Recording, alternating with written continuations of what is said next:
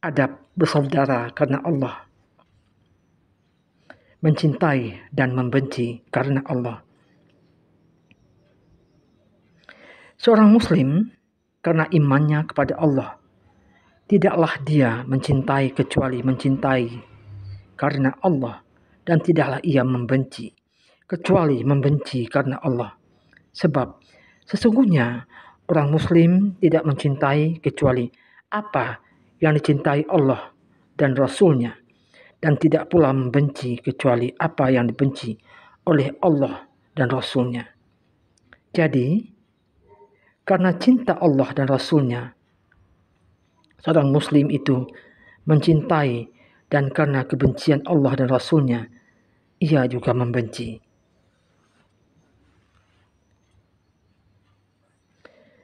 Bagaimana Rasulullah bersabda, barang siapa yang mencintai karena Allah dan membenci karena Allah, memberi karena Allah dan menahan karena Allah, maka ia telah menyempurnakan imannya. Atas dasar inilah seluruh hamba Allah yang soleh dicintai dan dibela oleh seorang muslim. Dan atas dasar ini pula lah seluruh orang fasik, kaum pembangkang terhadap perintah Allah dan Rasul-Nya, dibenci dan dimusuhi oleh mereka. Namun demikian, semua itu tidak menghalangi seseorang muslim untuk memilih saudara atau teman karena Allah yang secara khusus lebih ia cintai dari ia sayangi. Sebab Rasulullah telah menganjurkan memilih saudara-saudara dan teman-teman seperti itu, seraya bersabda, sesungguhnya di seputar aras dan mimbar-mimbar dari cahaya, di atasnya ada orang-orang yang pakaiannya adalah cahaya, wajah mereka adalah cahaya. Mereka bukan para nabi dan bukan pula para syuhada. Bahkan mereka membuat iri para nabi dan para syuhada. Para sahabat berkata, "Ya Rasulullah, jelaskanlah kepada kami tentang mereka." Beliau bersabda, mereka adalah orang-orang yang saling mencintai karena Allah dan bersahabat karena Allah dan saling mengunjungi karena Allah. Para pendengar yang budiman, syarat persaudaraan adalah harus karena Allah dan di dalam mencari keridhaan Allah, bersih dari segala noda dan hubungan materi secara total. Motivasinya adalah keimanan kepada Allah semata, bukan yang lainnya. Para pendengar, etiket adalah hendaknya orang yang dipilih menjadi saudara itu, pertama, berakal sehat, karena tidak ada kebaikannya bersaudara dan berteman dengan orang-orang yang tidak sehat. Orang bodoh dan dungu bisa membawa bahaya walaupun dia menginginkan agar bisa memberi manfaat. Kedua, berakhlak mulia, sebab orang yang berakhlak buruk sekalipun berakal bisa dikalahkan oleh hawa nafsunya atau dikuasai oleh emosi amarahnya hingga menimpakan keburukan kepada temannya.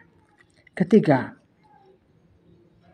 bertakwa, sebab orang fasik yang tidak taat kepada Allah tidak dapat dipercaya karena bisa jadi ia berbuat jahat terhadap temannya sendiri dengan tidak menghiraukan persaudaraan dan persahabatan.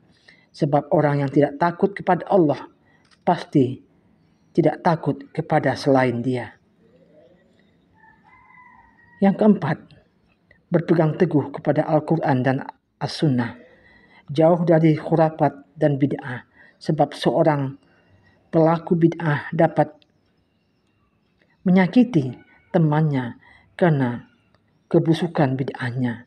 Menjauhi pelaku bid'ah dan penurut hawa nafsu merupakan keniscayaan. Memutuskan hubungan dengan mereka adalah keharusan.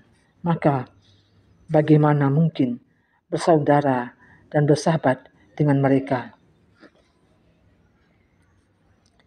Seorang soleh di dalam memilih sahabat telah memberikan ringkasan seraya berpesan kepada putranya, "Hai anakku, apabila engkau butuh persahabatan dengan seseorang, maka bersahabatlah dengan orang yang jika engkau melayaninya, maka dia menjagamu. Jika engkau bersahabat dengannya, ia akan menghiasimu, dan jika kamu sedang membutuhkan perbekalan, maka ia mencukupinya.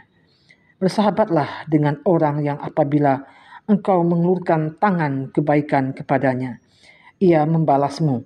Apabila ia melihat kebaikan padamu, ia menghargainya. Dan jika melihat kekurangan padamu, ia menyempurnakannya. Bersahabatlah engkau dengan orang yang apabila engkau meminta sesuatu kepadanya, ia memberi. Jika kamu diam, ia memuliainya. Dan jika engkau ditimpa musibah, ia menghiburmu. Bersahabatlah engkau dengan orang yang apabila engkau bicara, ia mempercayai pembicaraanmu. Jika kamu berdua dalam suatu urusan,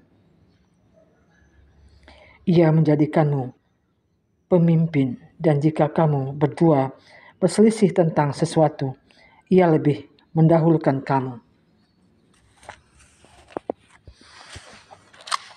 Kemudian hak-hak persaudaraan, karena Allah adalah saling tolong-menolong dengan harta. Kemudian hendaknya masing-masing menjadi penolong bagi sahabatnya, memenuhi keperluannya, dan lebih mementingkan daripada dirinya sendiri. Kemudian menjaga lisan darinya kecuali untuk kebaikan. Selanjutnya, memaafkan kehilapan dan kesalahan-kesalahannya. Memenuhi hak-hak persaudaraan.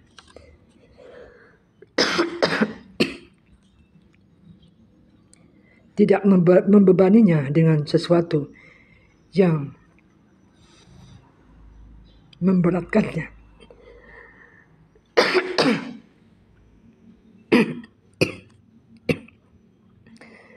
Dan mendoakan kebaikan bagi sahabatnya. Demikianlah, Assalamualaikum warahmatullahi wabarakatuh.